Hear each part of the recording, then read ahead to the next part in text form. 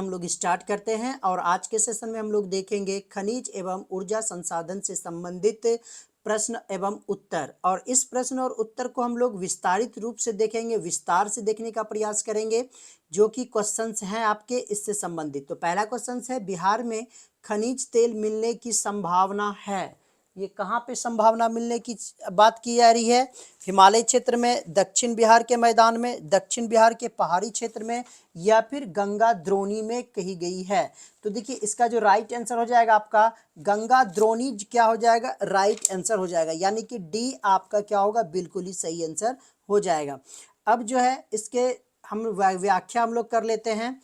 देखिए ये जो गंगा द्रोणी है, ये गंगा द्रोणी किस किस प्रकार की होगी? जो बिहार में जितनी मतलब गंगा की स्थिति है, जहाँ तक इसकी है, आपको पता होगा कि गंगा की बिहार में 445 किलोमीटर के रेंज में है, जो बक्सर में इन करती है और कटिहार में एंड हो जाती है। तो यहाँ पे खनिज तेल जो मिलने की संभावना जताई गई है इसी गंगा द्रोणी में। और तेल और प्राकृतिक गैस निगम यानी कि ONGC, जिसका फुल फॉर्म होता है oil and natural gas corporation, ये एक ऐसी कंपनी है जो क्या एक देश से दूसरी देशों में भी अपना कार्य करती है। और इन्हीं के प्रयास से जो है हम लोग यहाँ पे खनिज तेल की जो मिलने की संभावना जताई गई है, और यही जो है अपना देखरेख के अनुसार से पूरा डील कर रहे हैं। और अभी जो खोजा जा रहा है दरभंगा और चंपारण क्षेत्र में, इसका जो है खोज का अभियान जारी है। नेक्स्ट क्वेश्चन है, चूना पत्थर का उपयोग मुख्य रूप से किस उद्योग में होता है? सीमेंट उद्योग, लोहा उद्योग, शीशा उद्योग, या फिर कोई नहीं? तो चूना पत्थर का उपयोग जो होता है सीमेंट उद्योग में होता है। इसकी चलिए व्याख्या देखते हैं हम लोग। कहता है बिहार में अगर चूना पत्थर का स्टोरेज की बात की जाए तो यहाँ पे आपको 210.85 हजार मीट्रिक टन जो है मौजूद होता है। और अगर ये कहाँ पे पाया जाता है तो ये बिहार के कैमूर जिला और रोहतास जिला में ये मिलता है। और इसकी वार्षिक उत्पादन की बात की जाए तो यहाँ पे 260 टन जो है वार्षिक मतलब एक साल में इसका उत्पादन होता है। और इसका उपयोग सीमेंट के उद्योग में कच्चे माल के रूप में किया जाता है। और यहाँ तक कि इसके अलावे हम लोग घरेलू उपयोग में भी इसका प्रयोग किया जाता है। नेक्स्ट प्रश्न की ओर बढ़ते हैं। पायराइट खनिज है, धात्विक है, अधात्विक है, परमाणु है, या फिर ईंधन है? तो पायराइट आपको पता होगा कि ये अधात्विक खनिज है। मैंने अधात्विक खनिज का परिभाषा पिछला वीडियो में बताया था। जो भी स्टूडेंट ने नहीं देखा है तो प्लीज़ आप पिछला वीडियो को देखें और अधात्विक के बारे में जानकारी लें। जो स्टूडेंट न्यू है तो प्लीज़ सब्सक्राइब बटन को ओके कर दें और बेल आइकन दबाना ना भूलें, ताकि आपको समय समय पे नोटिफिकेशन मिलता रहे और क्विक नोटिफिकेशन मिले, इसलिए आपको बेल आइकन प्रेस करना जरूरी है। तो चलिए इसकी व्याख्या कर लेते हैं हम लोग। देखिए पायराइट की बात की जाए तो हमारा जो रोहतास जिला है यहाँ पे पाया जाता है। किस क्षेत्र में? अमझोर पहाड़ी पे ये पाया जाता है। और इसमें लगभग 40% गंधक मिलता है। और अगर रोहतास जिला का जो अमझोर है इसमें कहाँ तक इसकी फैलाव है तो ये 125 किलोमीटर तक में फैला हुआ है।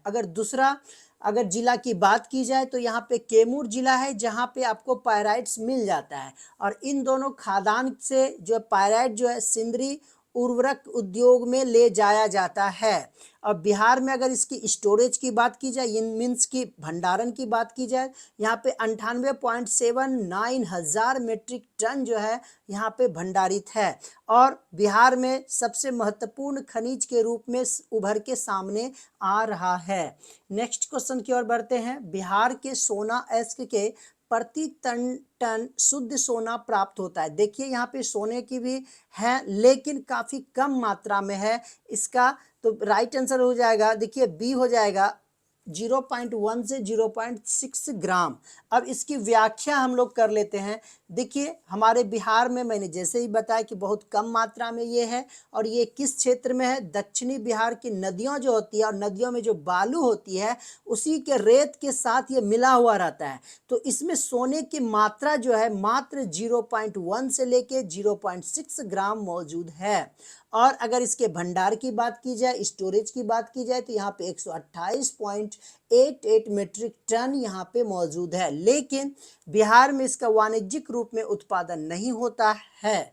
नेक्स्ट क्वेश्चन देखते हैं हम लोग कि कहलगांव तापीय विद्युत परियोजना किस जिला में अवस्थित है? तो भागलपुर, मुंगेर, जमुई या फिर साहिबगंज। तो राइट आंसर है आपका भागलपुर में है। अब इससे संबंधित हम लोग व्याख्या देख लेते हैं। देखिए भागलपुर जिला में ये स्थित है, वो कहाँ, कहलगांव सुपर थर्मल पावर, जहाँ पे उत्पादन क्षमता 840 मेगावाट है।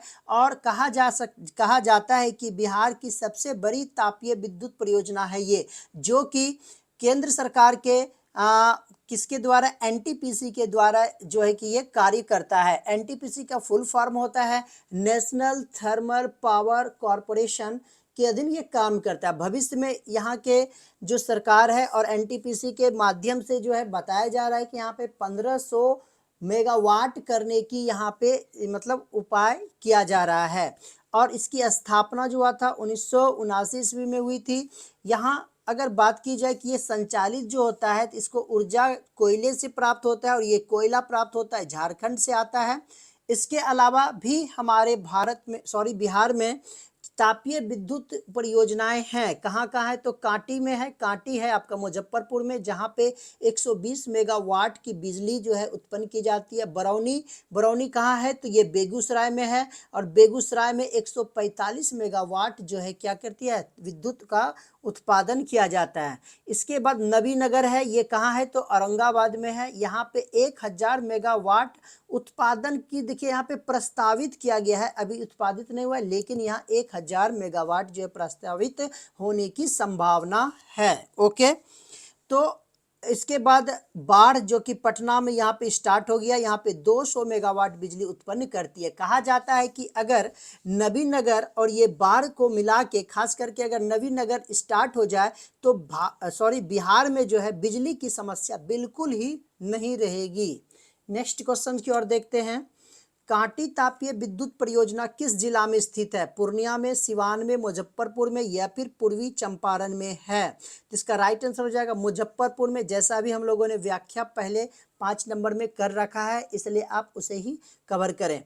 नेक्स्ट है 7 नंबर में, बिहार में बीएचपीसी द्वारा बृहत परियोजनाओं की संख्या कितनी है, 3, 10, 5 या फिर 7। तो इसमें 10 जो है आपका बृहत परियोजनाओं की संख्या है। इसके से संबंधित हम लोग व्याख्या देख लेते हैं। बिहार में अगर जल विद्युत परियोजना के विकास की बात की जाए तो यहाँ पे एक बिहार राज्य जल विद्युत निगम की स्थापना की गई थी 1982 ईस्वी में, जो कि बीएचपीसी का मीन्स होता है Bihar state hydro electric power corporation का गठन किया गया था। और ये जो है 2055 मेगावाट उत्पादन का इसमें लक्ष्य रखा गया है। अब देखते हैं इसी के संदर्भ में है कुछ बातें हैं।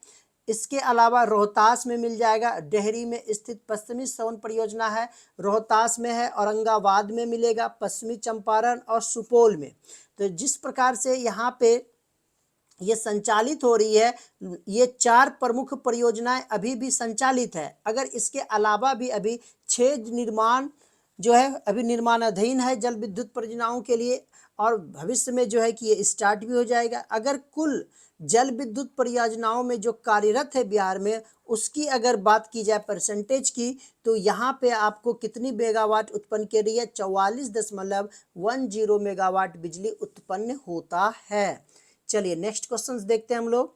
बिहार में कार्यरत जल विद्युत परियोजना की कुल विद्युत उत्पादन क्षमता कितनी है, 35.60 मेगावाट, 44.10 मेगावाट, 50.60 मेगावाट और 30 मेगावाट। तो राइट आंसर, जैसा कि मैंने अभी साथ में इसका व्याख्या कर रखा है, इसलिए राइट आंसर आपका बी हो जाएगा। तो ये जो है मोस्ट इम्पॉर्टेंट क्वेश्चंस थे आपके चैप्टर के। तो आज का वीडियो यहीं तक, कल हम लोग नेक्स्ट वीडियो लेकर आएंगे। तब तक के लिए धन्यवाद। अपने दोस्तों में भी शेयर करना ना भूलें।